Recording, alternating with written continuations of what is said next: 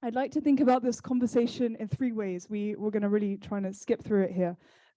First, kind of historically, why has this topic up until now been taboo? Why do we need to, as it were, break the silence? Second, practically speaking, what are the perimenopause and menopause, and how can women navigate this moment of change with savviness and grace? And third, looking to the future, culturally speaking, how can women and society more broadly reframe this moment in a woman's life, not as a loss, but as a gain? So that's a little preview of what we'll try and get through here. Let's start by looking to the past. 90% of women get symptoms of menopause. These include, as you probably know, hot flushes, memory loss, anxiety, depression, insomnia, painful joints. 1 in 10 women, female workers, leave their job because of menopausal symptoms. Kate, let's start with you. Why has this been a historically taboo topic, given that so many people go through it? I think it's really aging. People are terrified of it. They don't want to admit. And we live in a society that considers us pretty useless once we've finished being fertile. This is not the case. And, certainly in the UK, where I am, we've got to go and keep on working until we're 67. So we've got about 16 menopausal years in the workplace. And we found that 1 in 10 were leaving their jobs here. So in terms of culture, people have been afraid to talk about it. People have just really kept calm and carried on. But now that we know there are solutions, and I know Mary Claire is going to talk about diet and things like that, but I in particular am an advocate for body identical HRT. And obviously, I don't have any menopause symptoms, even though I'm menopausal, because I am happily on the right kind of HRT. And now that we can really do something with this problem, tackle it and tackle our long-term health outcomes, I think it makes a huge difference. So basically, we've thrown all our toys out of the pram in Britain and we're all shouting about it. Mary Claire, let's go to you as we emerge from, and maybe also back to you, Kate, as you're welcome to tune in kind of intervene at any moment. As we emerge from decades of silence and shame, possibly about this topic, what have been and continue to be the misconceptions and misunderstandings about the menopause? There are still so many myths that I encounter in my practice. One that, estrogen causes cancer, and I can go through the Women's Health Initiative and break it all down for you. It's actually probably the medroxy progesterone acetate that was the cancer risk, and not the equine estrogen, which really isn't prescribed much anymore in the U.S. It's usually just estradiol, which is body identical. That we're kind of done, there's nothing that you can do about it, that lifestyle interventions aren't helpful, that there's no reason to go on hormones because you're just going to have to get off of them anyway. Like, so much I still battle daily with my patients who come in, and even fellow physicians. There's such a lack of training. As an OB-GYN, I was a former program director. I taught residents for about 18 years. And when I think about the curriculum and all the wonderful things that we learned, the vast majority was in reproduction, how to deliver. I can deliver the hell out of a baby. I can do a C-section sleep. I've done that, one hand tied behind my back. I can, take care of well woman exams and all that. When it came to menopause care, it just wasn't. Well, she's menopausal. Okay, next, move on. Does she need a PAP? Yes, no. Give her a breast exam, and she's off on the way. And so, now that I've chosen to specialize in menopause care, that's all I do now.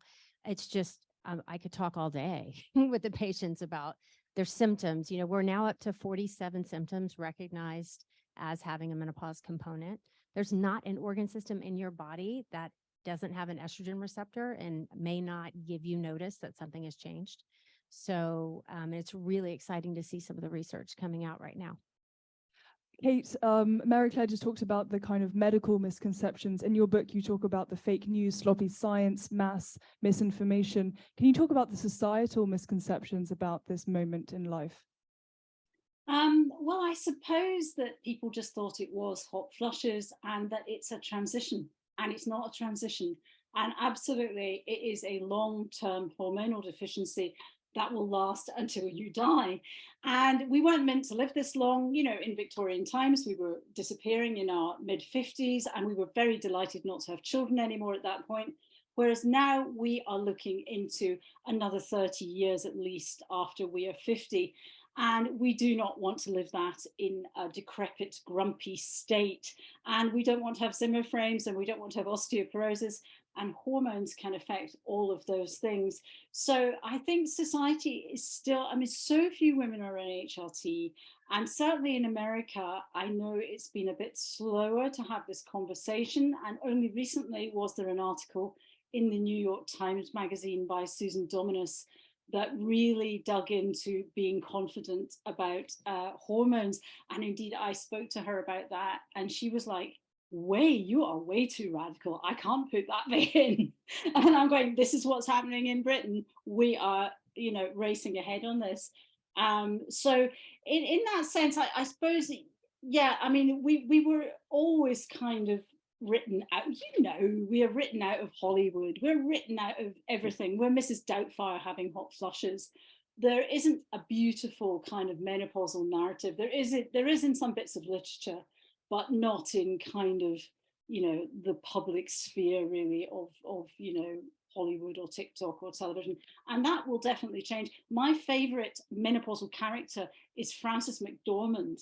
She is absolutely, you know, Three Billboards Outside Ebbing, Missouri. That is a top menopause film. That has top menopausal anger in it.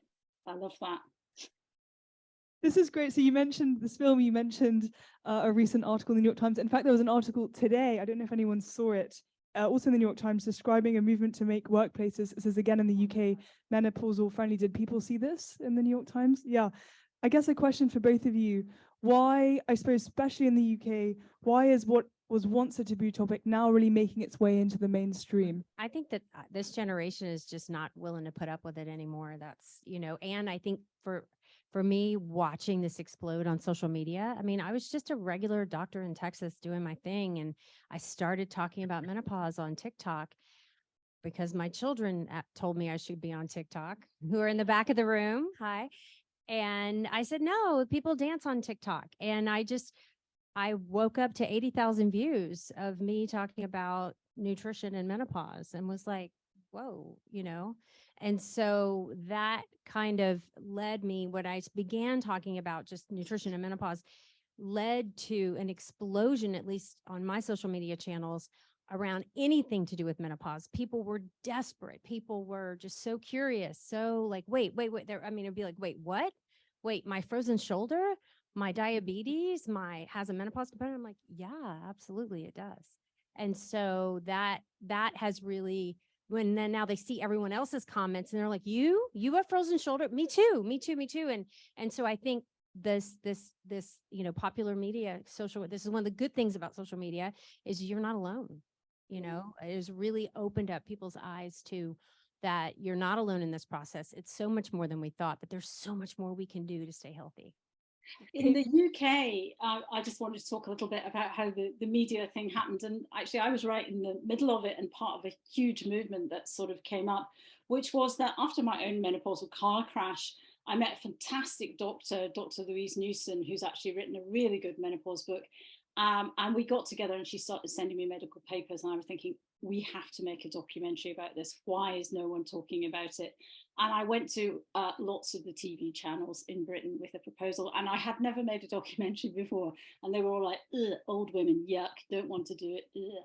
And then I was at a Time's Up meeting actually in London when that was all still going in London. And I met the head of Channel 4 News and Current Affairs, Dorothy Byrne. And I had a bit of a drink with her. And I said, you've got to do this, Dorothy. It's the next big feminist issue. We've got to fight. You know, HRT is going to take us where the pill took us, you know, 60 years ago for an older generation of women. And she said, oh, all right. And she commissioned it. And then, fantastic, we went straight into lockdown. They took all the money back. The menopause documentary was cancelled. So then I thought, God, I better write a book, because otherwise I have to bake sourdough bread. Didn't want to do that. I wrote the book, and the great thing then, and Mary Claire, I presume, knows all these people too, but I was able to ring all these professors at Yale, at Harvard, in the International Menopause Society in Australia, ring women at home who kind of wept on this new thing called Zoom to me. And I was able to get information and interviews I don't think I'd have got in real life, because all those people would have been busy. So then when, that bit of COVID ended and we proposed the documentary again, and then I got this fantastic presenter who's very popular in Britain called Davina McCall, who presented Big Brother. She's like a kind of shiny floor show presenter. And she, through friends, agreed to say, I have got a dry vulva and I've got a dry vagina and I've had early perimenopause and it's been a nightmare and I can't remember things on TV. And she was sort of the last person people expected to do that. And when she did that, it just kicked off. And so the first night we got 1 million viewers, but by that Friday, the WhatsApp groups had gone off and we had 2 million viewers of the documentary. And now we've had 6 million viewers and we've made 2 documentaries. And 500,000 more people, women in Britain, have gone on HRT since we made the documentaries. So that has balanced up the WHI a bit. And actually, I think you should talk about the WHI, the Women's Health Initiative, because it was the worst thing that happened to women in menopause in 2002, wasn't it? Yeah. So the Women's Health Initiative, if you don't know, was a study that was funded by the National Institutes of Health in the US. And it was the largest study in women's health ever done at the time. And it was specifically looking at women who were the average age was 63. And they had 2 arms of the trial. One was Premarin versus placebo, and the other was Prem-Pro, which is equine estrogens with MPA, medroxyprogesterone acetate. That's the only formulations they tested versus placebo. And so when they enroll all these women in the trial, they had matched placebo arms, which was unusual. And I think they had about 20,000 women total in the trial. And so they had it going for about 4 to 5 years. And then they noticed that the outcomes of the trial were cardiac death, death from cardiac disease, or an incidence of breast cancer. And so what they found was there was no improvement in cardiac disease, but there had been observational studies in the 70s and 80s for years that showed that women who were on HRT, and I remember when women started hormone therapy back then, they were newly menopausal. So they were in their late 40s or 50s, not average age of 63. And so they front loaded older patients into the WHI because the outcome was heart disease, and women tend to not die from heart disease until they're much older. So they were trying to see if they could get a result. So they had older patients. So that was one problem. The second, they only tested 2 formulations we really rarely used, at least in the US. And I think you guys only do estradiol in the UK. We don't do it, yeah. Body identical. Yeah, we don't touch So, so then what they found was 1 woman out of 1,000 in the Premarin in the Prem-Pro arm versus, so 4 out of a baseline placebo was 4 out of 1,000, and then it went up to 5 out of 1,000. That is a 25% increase. And that's all the news heard. They stopped the study based on that one factor. So it's a difference between relative risk and absolute risk. So, but did y'all ever know that? Everybody heard the 25%, and 80% of women stopped taking hormones that day. And they were never prescribed again for at least 20 years. Now, in that, since 2002, we've had multiple looks back. Those women were followed for an additional 16 years. And what they found is the estrogen-only arm had a 20% decrease risk of breast cancer. Now, these women had hysterectomies or were born without uteruses, so they didn't need the progesterone. And the Prem-Pro arm had the 1 case out of 5. Now, if you're that one, I'm sorry for you, but her chance of living was higher than placebo. So her risk of death from breast cancer was actually lower than the placebo arm. So that's kind of how I explain it to patients today. We talk, and the decision to go on hormone therapy is an individual decision. This is something that should be individualized for each patient based on her needs, her wants, her risk factors. But, not every woman will choose it, but I think every single one of us deserves the conversation and to make an informed choice for yourself. Great, thank you. Let's go to the present day now. So we've talked about HRT. Let's just define some terms because maybe some people don't know the particularities of this. Can one of you talk about estrogen, progesterone, and testosterone and why they're important and what happens? And maybe another one of you talk about perimenopause and menopause and the difference. So we're just defining terms. Who wants to take what? I'll do the definition. So the menopause is 1 year. So if you're over 45 years of age and you don't have a period for 1 year when you used to have them before, you're menopausal. You don't need a blood test. You don't need anything else. That is the definition of menopause. So we are born with all of our eggs. Did y'all know this? So they're formed when we're embryos, and then we start losing them in the womb, actually. By the time we're 30, we are down to 90% of our egg supply. By the time we're 40, we're down to 97%. We're down 97%, okay? So when those last 3%ers die off, you're done. That's it, and they're not coming back. And that is menopause. The average age of that is 51. 45 to 55 is still normal. And why are some women going through at 45 and some at 55? Well, there's environmental reasons and there's genetic reasons, like any other disease process. And then perimenopause, which is the transition from totally normal, rocking your best life, everything's great, getting pregnant on a dime, to we're done, can take 7 to 10 years. So the symptoms can start, do the math, in your mid-30s. So most of my patients come in and they're like, I can't figure out what's wrong. I've had all the tests, they're normal, but I don't feel right. I'm having XYZ symptom and they've checked for thyroid disease and they've checked all the things and I don't feel right. And I'm like, I go through the checklist with them. I'm like, it's probably perimenopause. I make sure it's not thyroid disorder or autoimmune disease or inflammatory disorders, whatever. I do my background. And then we talk about perimenopause and we talk about treatment. Kate, can you talk about estrogen, progesterone, and testosterone, what you call in your book the Holy Trinity? Yeah, because actually estrogen and progesterone are the hormones women know about because they come up in pregnancy, they come up in the change of their period cycle, and in fact, of course, they disappear right off the cliff when you're 51 or younger in other nations. I mean, Indian menopause is on average 46. So it's very different for different women and different cultures and different people.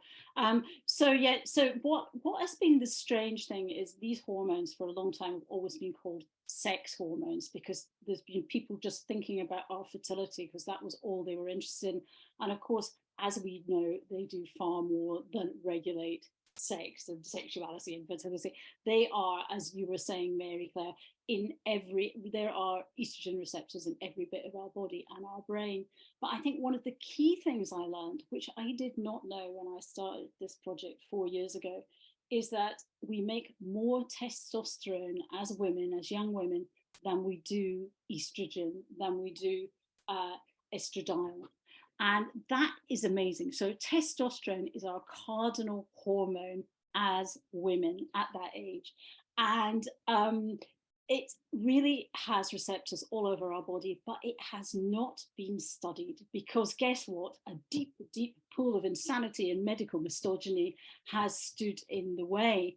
And we make about 1/10 of what men make of testosterone, but it does exactly the same things as it does in us. And testosterone is not about going into battle. Testosterone is really about getting up in the morning. And lots of women who go on to testosterone, there's been a recent study of 900 in England who've gone on to testosterone as part of their HRT and tracked their symptoms. People talk about energy, they talk about mental sharpness, it helps with muscle building, it helps you basically not to fall over and break your legs and bones. It really, really is a key building block in the female body. It is being completely ignored, except by some very good doctors in America who prescribe it as part of compounded hormones. Or here, we are allowed to ask for it on the NHS if we feel our libido is low. And we've got to go into our doctor and say, I'm not pleasing my husband enough. Could I possibly have a tiny bit of testosterone so I can please him better? But there's no sense that we would be able to get testosterone to be sharp, to be at work, to be on a board of directors, to climb a mountain. That is not why we're allowed it. And this is really a big battle in Britain. The British Menopause Society are incredibly nervous about people talking about testosterone. They're saying, oh, only a few women need it. It's not an important hormone. It is our biggest hormone. And that was a revelation. Okay, so and thank you both for really outlining the specific definitions of hormones, but there are other ways to navigate this transition, Mary Claire, and you outline them in your book, The Galveston Diet, a guide to navigating this moment. The diet, you write, is not a temporary stop on the journey, it is the journey itself. You say, it's the journey. And if indeed menopause is taboo, then you argue that nutrition is overlooked. You write, nutrition is the most underutilized medication, yet it is the most effective. Can you tell us about the 3 underlying pillars of this Galveston diet? 1, intermittent fasting, 2, anti-inflammatory nutrition, and 3, fuel refocus. Yeah, go ahead. So I started, I'm aging with my patients back in the day. And we've all had babies together, and now we're not having babies. And there was this trend of when I'm in an exam room, it's just me and the patient and maybe my helper, whoever, the nurse or whomever is with me, and the door is shut. I don't know what's happening in the next room with another physician. I only have these one-on-one relationships, but I'm seeing this trend of all of my patients complaining about unexplained weight gain. And they were women I went to church with, women I worked out with, women I had delivered their kids, women who we were raising families together. I know these people, they're not lying, but it kind of took me going through the same process to have a wake-up call and be like, okay, go back to the books and, let it drive me crazy for a while. Got obsessed with the scale, was exercising crazy, really over exercising and really restricting calories to ridiculous amounts and just things that weren't sustainable. And that kind of led me to the light bulb of, we got to do this better. So, when I started researching what's happening to our bodies, I ran the PhD nutritionist and the nutrition scientist at the university I was at. We're like, well, there's something going on with inflammation and aging. There's probably a menopause component. I was like, okay, let's start there. So I just started down the rabbit hole of research on nutrition and inflammation and what we can do about it, chronic inflammation. And they led me to some articles on intermittent fasting, specifically the work of Mark Mattson from the NIH and his work in neurodegenerative disease, so Alzheimer's and dementia, and utilizing time restricted feeding for that. And I had heard about fasting. It was kind of becoming a thing in 2014, 15 when I began this journey, but I thought it was a fad. I like my breakfast. I want to drink my coffee the way I want to drink it, first thing in the morning. And I thought, let me just try this. So the first thing I had to do was learn how to drink black coffee, and, grew up in Cajun, Louisiana with coffee milk or café au lait. There goes my Spanish accent. I've been in Texas too long. Coffee with lots of milk and artificial sweetener. And so I had to learn how to go black for that. And then just pushed my feeding window out. And so what I found for myself was, it wasn't about weight loss, but I just felt better. I don't know if anyone practices fasting here. It's not for everyone, but I found I was a lot more clear in the morning. My fasting windows in the morning.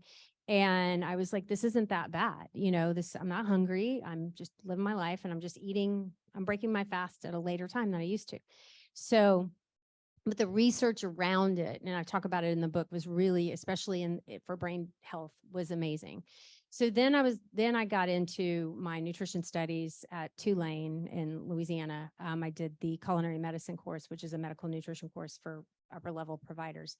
And they talked a lot about anti-inflammatory nutrition and the Mediterranean diet. And so, making choices of foods that naturally fight inflammation and kind of limiting things that promote inflammation. So that's kind of the second pillar of the book. I do a lot of education around what those choices might look like for you. And then the third pillar is fuel refocusing, really looking at protein, looking at healthy fats, looking at healthy carbohydrates, and then looking at micronutrients, not forgetting about your calcium and your vitamin D and your, all the things that magnesium, the things we tend to be deficient in, as we age and as we get so busy with our lives, just reaching for the quick and the convenient and not being able to fill our cup nutritionally and trying to focus on those goals. Thank you so much. Kate, I suppose the same question to you. Apart from HRT, what are some lifestyle tips that you've incorporated into your own life that you've discovered in your research? Maybe you would highlight what Mary Claire has just said. Would you like to add anything in addition? Well, I totally agree. And I think you've got to do all these other things too. And diet is absolutely essential. And if you start having, fish and chips and a McDonald's, your brain just turns to pulp, doesn't it? It literally, you see brain scans of people on a Western diet and on a Mediterranean diet, particularly as they get older. And literally, bits of their brain are kind of rotting away because they're not getting the right nutrients. And there's a wonderful woman in New York called Alice McCrum who's written a great book called The XX Brain. And her big thing, similar to you, is the Mediterranean diet, fish oils, and lots and lots of vegetables, really, and buckets of olive oil. Because olive oil just oils you, doesn't it, really? But I mean, in terms of the other things, it's quite interesting because I did try everything else before I tried HRT. So actually, when I was going into menopause, I was running 10Ks, I was meditating, I was doing yoga, I was eating a largely vegetarian diet. I was trying to do all the right things that everybody says, oh, that'll cure your menopause, go the natural route. And I couldn't remember things. And my key sort of point was I was writing a shopping list one day, and this is in the book, and I thought, must shave my legs. And I wrote down the word shaver. And I thought, there's definitely another word for that thing in the bathroom. What is it? And then about 15 minutes later, I remembered the word razor.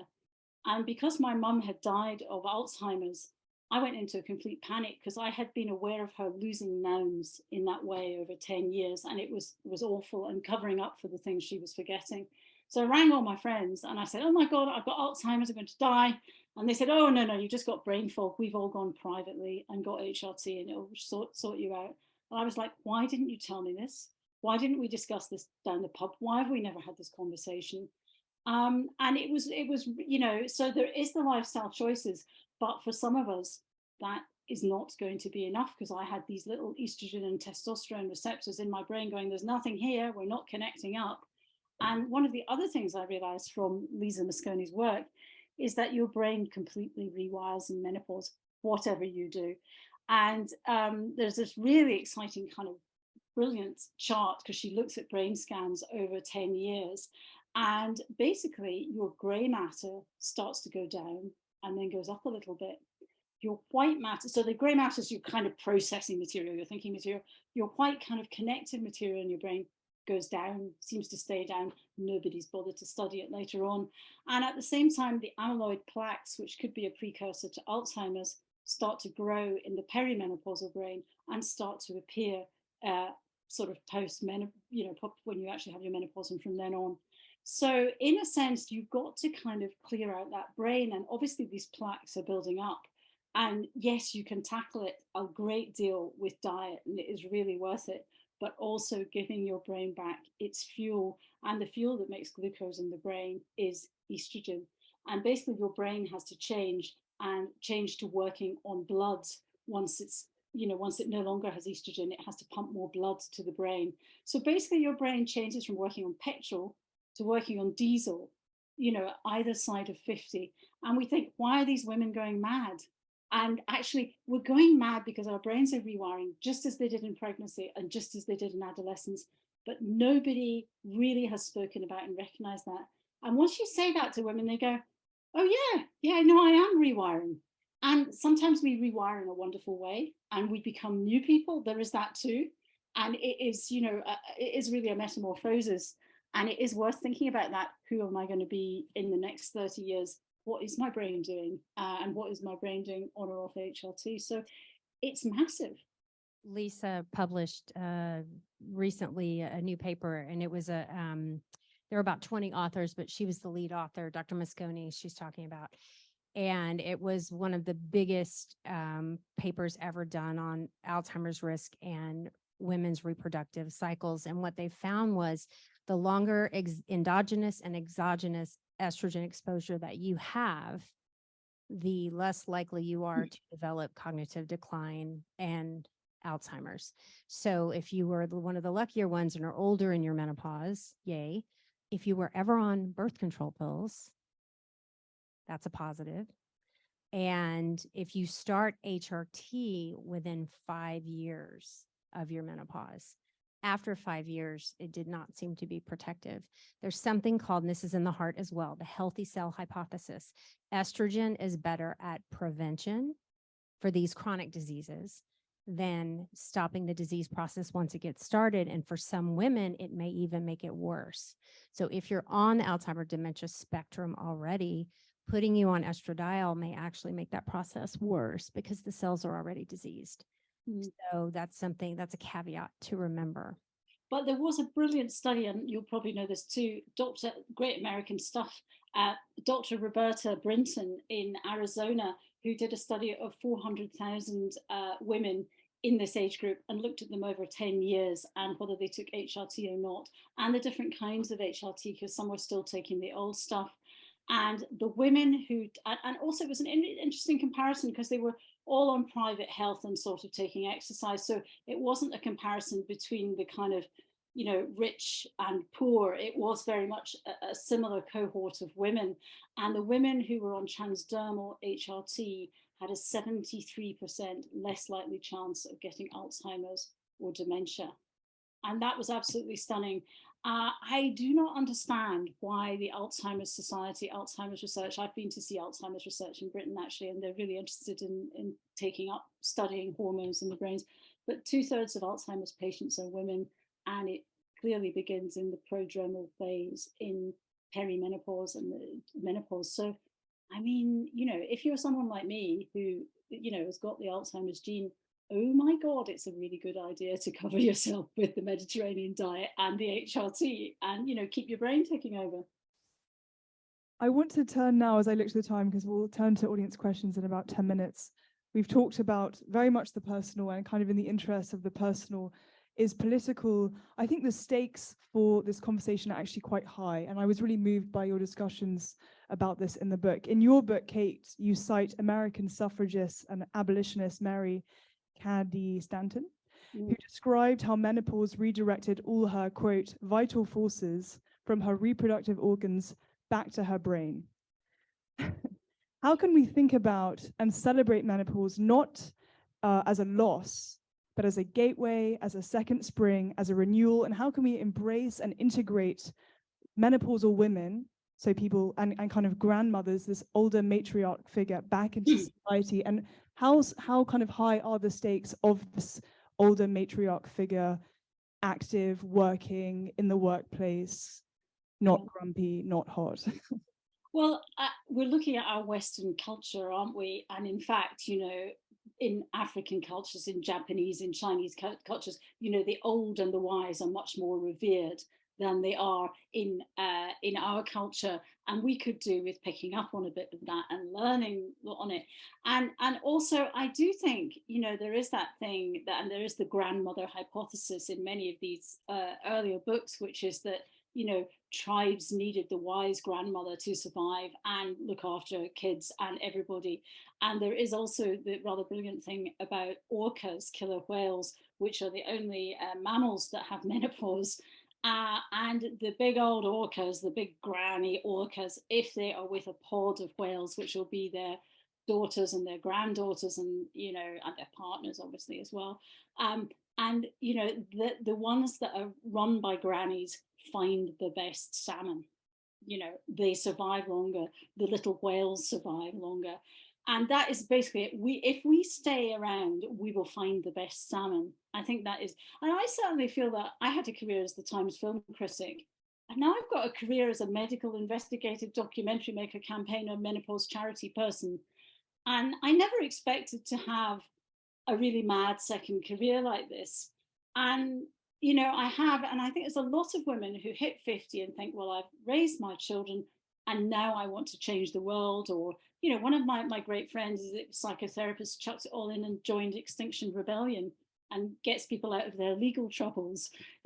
So there's lots of people that have just you know, sometimes this change really makes you reassess and look after yourself, because you haven't looked after yourself because you've been looking after children, you've been looking after your aged mother, you've been doing a full-time job, you've been nannying the people in the office. There's been all that. And suddenly you think, well, if I look after myself, what can I do for the rest of the world? And I think that is a really important moment where, in a way, some of our femininity can get sort of toned down. We don't have to play that mother flirt game anymore. Not that we did have to all the time, but there is those expectations. And suddenly you think, oh gosh, you know, I'm not going to cook meals for 5-7 days a week. That would be, you know, hundreds of meals. Let's just not do that. Let's just go out into the world and do something else. And I think that's a big moment for a lot of women, and very liberating and very exciting as to what our brains will be doing and our creativity. Mary Claire, what's the potential in the medical community? Because there's large discussions about femtech, menotech. What changes is this bringing about? I don't know if anybody else is on social media, but mine is just full of menopause all day long. And I think the algorithm has found me. So, but there are good and bad to that. So there's a lot of products that are popping up that are making miracle cures for your menopause, some random vitamin or herb or something. I'm like, and talking about the root causes of menopause is menopause. So in case y'all don't realize that, menopause, the root cause of menopause is menopause. It's not a vitamin deficiency or a nutrient deficiency. Those things can happen in tandem with menopause, but your eggs are gone and they're not coming back. So that is menopause. So I, you know, like Kate says, I have never pictured myself here, never pictured myself in Paris talking about a book 10 years ago, you know. And girls, I am not expecting to become a grandmother anytime soon. So How old are your daughters? 22 and 19. I think I got at least 15 years. So anyway, it was cute. So I was like, oh, not yet. Hold tight. I'm 50. I'll be 55 next couple months. So but I've never been happier, to be honest. I had a beautiful career. I delivered thousands of babies. I did all the things that a traditional OB-GYN would do. But now I'm able to help more people. I can't tell you, for me, just talking about menopause or writing a blog about how to advocate for yourself at your OB-GYN appointment at this age, what tests to ask for, how to, you know, that women have written back in the thousands to say, thank you, you've helped me. You've helped me advocate for myself. I understand better. I understand what my risks are. And now, you know, to me, that's like the biggest impact medically that I've ever made in my career. That's wonderful. I think you've both made huge impacts, you know, both in the medical community and in terms of awareness. A final question for you both. Much progress has been made. What areas would you like to continue to progress, and what needs more attention, what needs more funding? Where would you like the research to go? Research. But where I mean, specifically? every in the last, 5 years, there's been a mini explosion on research. But even today, if you look at least in the US, funding for women's health, 90% is for obstetrics. And which is great. We need healthy pregnancies and deliveries. I've not negating that at all. But when you look at the dollars spent, the brain, and those dollars represent lab time, brain power, economics funding, it is 10% is menopause and 90% is get you pregnant and keep you pregnant and get a baby out of it. And then, once you have the baby, bye. Yeah. So. Kate, what about in journalism and media, maybe culturally in the world of literature? Do we need more menopausal films? I mean, we need a great big fictional film, don't they? I need to write it. We need a menopause epic of some kind. But I also think we need to fight this thing in governments, and we need to talk about economics, and we need to talk about healthcare economics in a very serious way, because people who are interested in money changes things. Money will change this in the workplace. And basically, we are going to, I work for the menopause charity. We're taking a paper to a big government inquiry next month on how to deal with long-term health problems in Britain. And of course, we've got diabetes, osteoporosis, cardiovascular disease, dementia, etc., joint problems. Every single one of those can be improved by hormones, and a hormone deficiency, can be dealt with very cheaply. So one of the simple things we say to them is a hip operation in Britain to replace your hip costs £12,000. HRT for a year costs £120. That's a big saving for these huge health services. And it's certainly there's a good reason for Big Pharma not to let that happen. And there's a good reason for people to lobby against that happening in America. Because if you can give out osteoporosis drugs to half the population, fantastic, you're going to make a lot of money. And actually HRT is the cheap, intelligent choice. So the new, they sponsored a commercial in the Super Bowl in the US. It's the new hot flash drug, right? It just got approved. It is $550 a month. You can get a transdermal estradiol prescription for about $18, and it works better and it's safer. Yeah, we must not be $550. Yeah. No one will use it. No one. Thank you. Can we have a big round of applause, please? Thank you.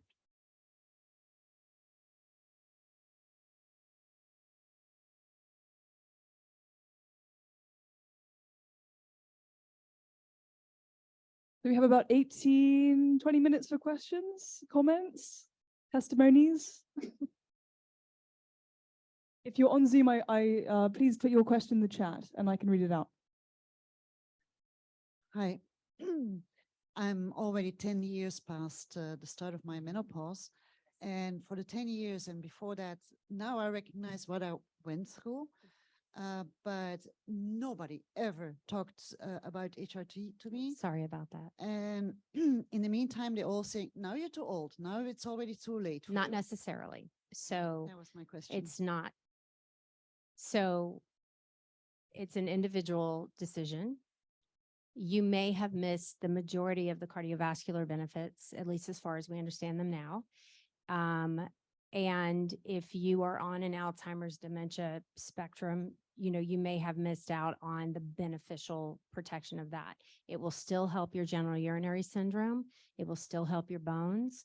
It will still help your skin. It will still help a tremendous amount of things. So it is still your personal choice and decision whether or not you are willing to, if you understand, okay, I'm not going to have cardiovascular benefit. And if I have pre-existing heart disease, so in the US, we would get a calcium score, check your cholesterol, that kind of stuff. Though women on hormone therapy have lower cholesterol levels than women who don't. Menopause is an independent risk factor for, actually, hormone replacement therapy is more protective against death from cardiovascular disease than a statin. I remember talking about that to a doctor in California, and there'd just been a forest fire in California. We were talking about women in their 60s and 70s going on HRT. And she says, look at the earth here. It's all really cracked. There's these huge cracks. You throw a ton of water on it, it'll go sloshing off and nothing will grow if there's a storm. If you drip a tiny little bit at a time onto this cracked earth, then slowly but slowly sort of seeds will sprout. And the idea she was saying was, if you give women a small amount, like 1 pump a day, I mean, I use 3 pumps a day, 1 pump a day of transdermal estrogen, and start them slowly so their estrogen receptors sort of open up, then that can be a really good way of starting it in later life, and you don't maybe necessarily need so much. I swim at the Hampstead icy cold ponds throughout the winter, and the Lido as well. And one of the ladies who swims there is 90, and she uses a pump of estrogen day about. She just has it every second day, and she's still swimming. Actually, that gets to a question we have on Zoom. So this is from Natasha's iPhone. She writes, hello, as a healthcare provider and a functional medicine practitioner, I'm concerned about women who have been on HRT for more than 10 years and are postmenopausal. Can you please comment on the efficacy and safety of staying on HRT? Sure. Should we guide patients to wean off HRT versus stop cold turkey, if at all? Thanks. Do not take them off. If they've reaped the benefits for 10 years. You stop the estradiol, they will stop reaping the benefits. Their cardiovascular protection will continue. Their protection for neurodegenerative disease will continue. So there is no longer an age that you must stop hormone replacement therapy, especially if you've been on it since your transition and have done very, very well. Thanks. Yeah. A quick question. I think it was Kate, you mentioned the term medical misogyny. and also the fact that it's not being taught in schools, menopause as a subject as part of the curriculum in medical schools. Do you see that increasing at all in the US or the UK, or is it dependent upon more research being done, et cetera, or is this kind of research, It's the is it state picking of up? where we are right now. And this is a big ship to course correct. And she alluded to, we need the government behind this. We need the American College of OB-GYN behind this. We need the British OB-GYN, I forget, British whatever the, Menopause the Society. Australasian Menopause Society. North American Menopause Society is US and Canada, and they're doing a lot, but it's going to take some time, and it's going to probably be a generation before, but we're working on it. And y'all keep yelling, keep making noise, keep sharing stuff on social, keep writing, we have to all work together to make this happen. Well, we protested in England and we took it to Parliament and we generally shouted, and actually the medical establishment listened. So for the first time in 2024, menopause will be a small but compulsory module for medical students at university. But the problem is that the doctors who are already there haven't really been educated. And one of the great things we have done as the menopause charity is put out a video which is 6 hours of HRT prescribing menopause, alternatives to HRT if women have had breast cancer and don't want to take HRT, etc. And that is available free on the menopause charity website, and it is basically a very good doctor's guide to the menopause. So people can look that up, and everything is double fact checked as well. It's a curious question about the availability of testosterone. Yeah. We used to have Intensia here, a patch. Mhm. They don't anymore. And I know there was Estra test. Ester test, What do you I've use had in- there. It's not available in the US anymore. Okay. It got taken off the market. I'm not sure why they took it off. It just kind of disappeared one day when I was in practice. It was no longer available. So for my patients, at least this is what I have. There's an FDA approved option, but it's only for men. And we have to give a woman 1/10 of the dose. So because we don't ever want to overdose someone. We want to keep you at physiologic levels, right? So I do a compounded. So my patients come from all over the US, which is wonderful. It's like flattering, but it's super sad. They can't find anyone to take care of them. So I literally every week have patients flying in from out of state. And so I'll find a compounder close to them to compound it for them. I could do the gel that's available in the US, but it's really hard to prescribe because it's dosed for men and you only need 1/10 of the amount. So the pharmacist doesn't like to break open his box and then he can't get rid of the rest of them. Same thing in England. I use 1/10 of a men's prescription, and it's absolutely fine because I've worked out how big the blob should be. It took me a little while, but it was fine. Australia has licensed testosterone for women in a lovely pink tube called Androfem, and you can get it there. Obviously, Australian women are having a great time. I mean, again, pharmacy will wake up, I think, and realize, gosh, we can make some money out of this. And I think they will get on with, there's going to be a patch, I think, in Britain for women quite soon as well. But yeah, we're stuck in the dark ages.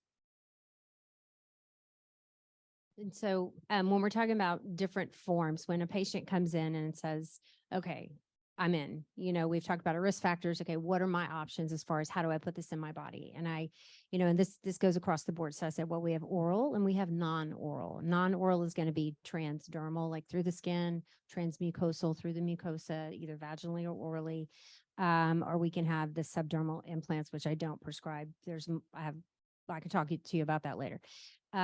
So oral works great, helps your bones, helps everything. However, whenever estrogen hits the liver, so anything we ingest orally goes through the liver for processing first. It's called the first pass effect. It's through the portal circulation. Just trust me on this one. So when that bump of estrogen hits the liver, we see an upregulation of our clotting factors. It's small. So about 7 out of 10,000 women on an oral estrogen would have a blood clot that would not have otherwise. So that's 7 out of 10,000, not a very high risk. I can negate that risk and take you back to your baseline. Even if you've had a blood clot or have MTHFR, I can keep you at your baseline risk with a transdermal preparation. So in the US, it's the easiest thing for me to do, which is FDA approved, covered by insurance. The cheapest way to go, and it works great, is a patch. And that's what I use. From progesterone, I do oral micronized progesterone. Is that what y'all do here? Yeah. There, sorry. And which is cheap, easy, one size fits all pretty much. And I have my patients take it at night because it can be a little bit sedating and it helps with sleep. So often they walk out with 3 very different prescriptions, something to go to the compounding pharmacy, a patch, and a pill. Yeah. I was thinking one thing we haven't mentioned, and I think it's huge about this whole story, is relationships. And once you have your menopause and perimenopause and life sorted in whatever way you sort it, I mean, it can really make a huge difference. And it's certainly in Britain, the divorce rate peaks around 45 to 49, which of course is when evil perimenopause strikes. And it really is worth understanding the kind of mental health effects of all of this, and really sort of listening to yourself or keeping a journal to see where on earth you're going and what's happening. And that menopause can come, you know, for some women aged 26 or 14. And you've got to be there recognizing that and not be sent away by your doctor, because it could be much earlier than you'd expect. Thank you. We have more in-person questions. First of all, just thank you so much for the talk to both of you. Fabulous. So like a hug. Thank you. Second of all, as an American woman living in Paris, I was prescribed in about 30 seconds to HRT by my French gynecologist. Fabulous. I've been on it for about a year. That followed a pretty rough depression patch, which I remember my therapist, her first question was, how old are you? And that was when I really first learned about menopause and mental health, that relationship. But my question is super pointed, which is, I'm still not exactly sure where I'm supposed to put the gel. And I wonder if I'm putting it in the right place. It's not going up anywhere. It's just somewhere it's supposed to be. So there should are it be- vaginal preparations for things, and that's a that's not- different topic. You know, we have local treatment if you need it locally, and then we have systemic treatment, which is through the skin. So a gel or a cream needs to go through your skin, so not on mucosa, so not inside anything, right? So a large flat area, I usually tell my patients their thighs are a good idea. Sometimes I like to rub it on their shoulders. Sometimes there's a worry, though there's no study to ever show that this is a thing, but that it will rub off on a pet or a loved one. So, you know, if your partner develops gynecomastia or something, then, you know, but that's never happened. So, but that tends to be an area that's covered most of the day for most of us. So on your backside or on your thighs.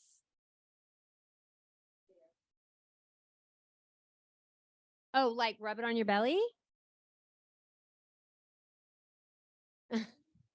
You're fine there. No.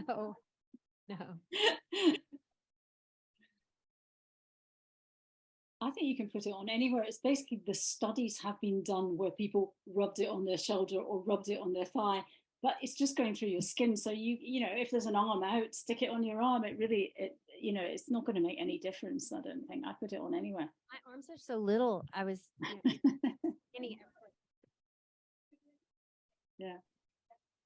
There needs to be. No, that's not it. Okay. It's a little lost in translation sometimes here. But I love the way she was just like, boom, like there was no hesitation. That's fantastic. Not every person has that experience. So I'd love to know what's going on in France, whether that is normal. right. What has typical. your experience has been? Can anyone who can I mean- represent the French Mayan is raising your hand? But you had we talked before the event, you had a great experience of menopause. I went through menopause at age 39, tested everything, and my doctor in the US would not give me hormone replacement treatment. That's malpractice. So when I came to France, I started actually, my menopause experience at the beginning was great. I lost weight, I had energy, my libido went through the roof. And I did not have hot flashes or any of those things. It was kind of weird, but I was tested, so the levels were menopausal. But then later, I started having vaginal dryness and was a dancer, so less flexibility, my, fitness, things were changing. And my French doctor, I walked in and she says, en France, in French, we treat women like you. Love And it. she immediately put Love me, it. hormone replacement therapy, one pression, Squeeze. pump, yeah, one pump, and progesterone. And my goodness, what a difference. Skin, mental health, everything.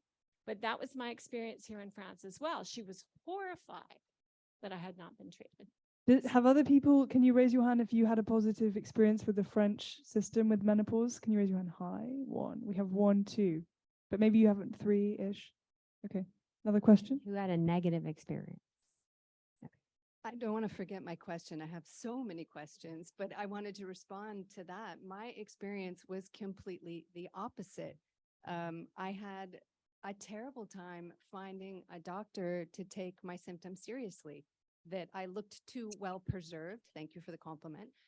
Or I wasn't old enough, or I wasn't yet menopausal, that I hadn't gone without a period for 1 year. I was actually told by one French doctor that it was illegal, and she risked losing her license to prescribe me HRT unless I was without a period for 1 year, which is completely not true. So that would not be true in the US, It- but that is a common misconception. One of the myths of menopause is that you must go for a year without a period and be formally diagnosed with menopause before you can begin treatment.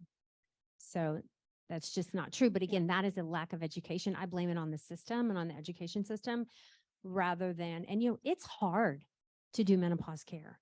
It's hard. You got to make sure she's not dying of something else and, do all the tests and then, listen to her symptoms. And then, the everyone's fear of breast cancer, wade through all of that. It's just easier to be like, no, I'm not doing it. Well, I finally found the right doctor. She was magnificent. She says, bien sûr, c'est la ménopause. Like, so obvious. So I'm a big advocate. My question is related to that. I'm a former professional dancer. I'm a Pilates instructor, and simply by default, aging with my clients, I have become a specialist in managing perimenopause and menopause. When women come to me and they say, it doesn't feel the same, my body doesn't work the same, I have aches and pains that don't go away, that used to go away when I work out. My body isn't my own anymore. And that was absolutely my experience until HRT. What I found with my clients, unbeknownst to me, treating perimenopause symptoms at the time, was everything seemed to be based around pain and inflammation. And I really had to take a different tactic with my clients to give them effective results and have them not hurting worse when they left the Pilates studio. So do you want to speak to how that plays in? Let me, because this skirt keeps getting shorter and I'm just kind of tired of it. So when a patient comes to my office, I call it the menopause toolkit. If you ever see my videos talking about it. So when we talk about menopause care, you open up your toolkit. And there are several boxes inside. And for me, the first and foremost is we've got to get your nutrition on track. Okay. Hence, the Galveston diet. Okay. Exercise. So you must do resistance training, whatever that looks like for you. Pilates, weightlifting, some types of yoga, whatever. We are losing muscle mass as we breathe at this age. And if we're not fighting to hang on to it by eating adequate amounts of protein and lifting heavy things over and over again, somehow, however that looks for you, is huge. We also must do some cardio to keep our heart strong. And all of that helps keep our mental health strong. We talk about stress reduction and techniques, and that's different for everybody. For me, it's meditation and journaling. For others, it might be yoga or prayer or playing with your pet. Okay. And then we talk about sleep. If you're not sleeping, nothing is going to go well in your life. So sleep optimization through sleep hygiene. I like to measure everything in my life. Anybody else wear the rings or the tracking apps and everything? So those are huge. So in their toolkit, we have discussions and plans around all of those things: nutrition, exercise, pharmacology, possible supplementation, sleep optimization, and stress reduction. And it all works together. Thank you. We have a final question on Zoom. Kate, will go to you first. And it's a kind of more philosophical, profound question that I think it touches also on the younger members of the audience. So I'm looking at the ladies in the back, and I include myself in this category. This is from Natalie Hobbs. Very interesting. Thank you. Many large companies in the UK are starting to recognize menopause as a D&I issue. And yet, as a woman speaking out on menopause, it is still difficult to do, as it comes into conflict with everything society, I would add the patriarchal society, says about women needing to be young and attractive, to be successful, etc. Any thoughts on how to get past this societal barrier? I mean, this, I think, really gets to the heart of another issue. Kate, maybe you can take this on. Yeah, I mean, this is part of a much, much bigger issue about aging and being considered useless once you're no longer fertile. When I think about this, I think about Ruth Bader Ginsburg, and I think of all the work she did in her 70s and 80s and before that to change the law around women, and indeed till the last minute protect us from the changes in the abortion law in America. And, you know, there are these people out there who've done these amazing things. And I think you've just got to really argue very strongly that to throw away that creativity and that intelligence of a whole generation of women and all that training, you know, it is bonkers. And if we look at somebody like nurses and doctors in the NHS in England, you know, they're basically, every time a doctor leaves in her 50s and doesn't work those next 15 years, it costs hundreds of thousands to train her replacement. And they're not as good. They haven't learned it yet. They don't know instinctively what to do. And I think if we can sort of make that clearer and clearer to people, that we are a creative power that we cannot be brushed aside anymore. I agree 100%.